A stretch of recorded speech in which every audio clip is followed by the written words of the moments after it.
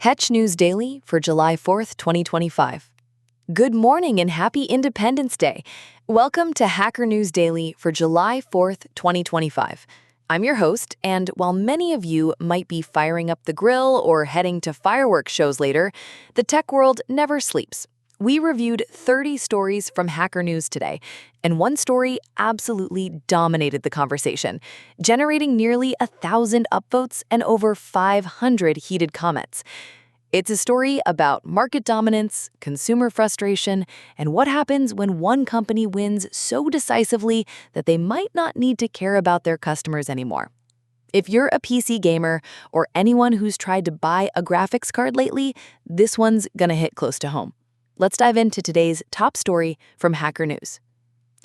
So, Nvidia won, we all lost. And wow, this one really struck a nerve in the community, with nearly 1,000 points and over 500 comments. This is one of those stories where the title alone tells you everything about the mood right now in the GPU market. So here's what's happening. The RTX 50 series launch has basically turned into a masterclass in how to frustrate your entire customer base. The author's main argument is that while Nvidia has completely dominated the GPU market, they're sitting pretty at the top. Consumers are getting absolutely hammered. And honestly, when you look at the details, it's hard to disagree. The scalper situation is it's insane.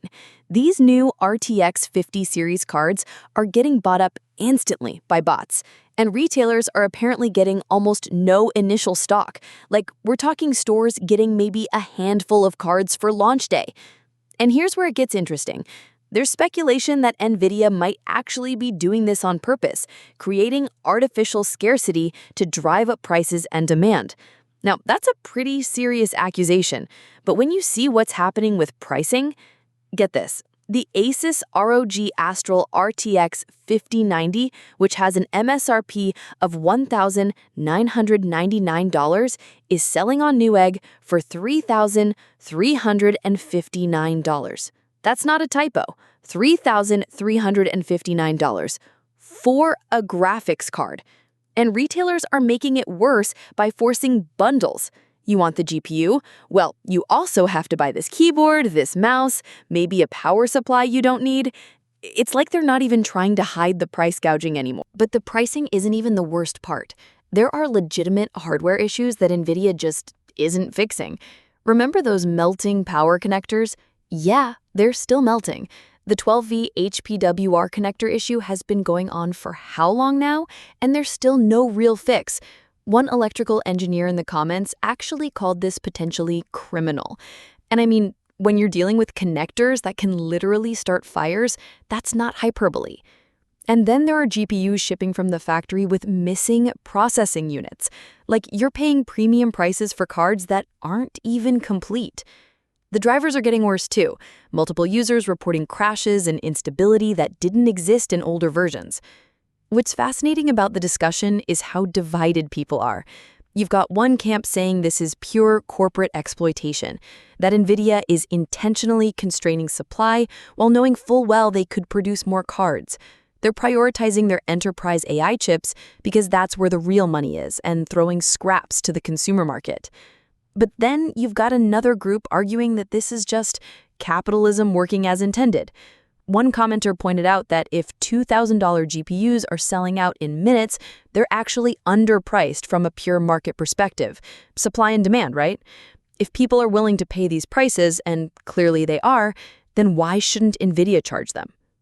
There's this interesting point someone made about how the high-end GPU market has fundamentally transformed. These aren't enthusiast products anymore. They're luxury items. Like, we've gone from, I'm saving up for a nice graphics card, to, I need to take out a loan for this thing. And the performance improvements, the diminishing returns are real. You're paying double for maybe 30% more performance in many cases. What really caught my attention was the comparison with AMD. At the same price points, AMD cards are often offering better value, sometimes significantly better. But people keep buying Nvidia anyway. It's like brand loyalty taken to an extreme. Although, To be fair, one commenter pretty strongly defended Nvidia, arguing that AMD cards just aren't as good in areas that matter: performance per watt, features like DLSS, the whole ecosystem. The community reaction is just, it's exhausted frustration. People are talking about walking away from PC gaming entirely, going to consoles, or just sticking with older hardware. There's this sense that the enthusiast GPU market that many of us grew up with is just gone, replaced by something that feels more predatory. You know what's wild? Some people in the comments are actually suggesting that Nvidia's behavior might be intentional market manipulation, like keeping supply artificially low to maintain these inflated prices. And when you look at how perfectly timed these shortages are, how they always seem to coincide with maximum hype, it does make you wonder. The whole situation feels like a breaking point for a lot of people. Nvidia has won the GPU war so thoroughly that they basically don't have to care about consumers anymore. They've got the AI market, they've got enterprise, and if regular folks want to game on PC, well, pay up or shut up seems to be the message. And that's our deep dive into today's top story from Hacker News. Out of 30 stories we reviewed today, this one clearly touched the biggest nerve in the community. It's Independence Day here in the US, but ironically, many PC enthusiasts are feeling anything but free when it comes to their hardware choices. The Nvidia situation really encapsulates a larger conversation we're seeing across tech. What happens when companies become so dominant that competition effectively disappears? When luxury pricing becomes the norm for what used to be enthusiast products? These are questions we'll probably be grappling with for years to come. Thanks for joining me for this July 4th edition of Hacker News Daily. Enjoy your holiday if you're celebrating, and remember, sometimes the best graphics card is the one you already have. We'll be back tomorrow with more of the top stories from Hacker News. Until then, keep questioning, keep building, and keep pushing back when companies forget who their customers really are.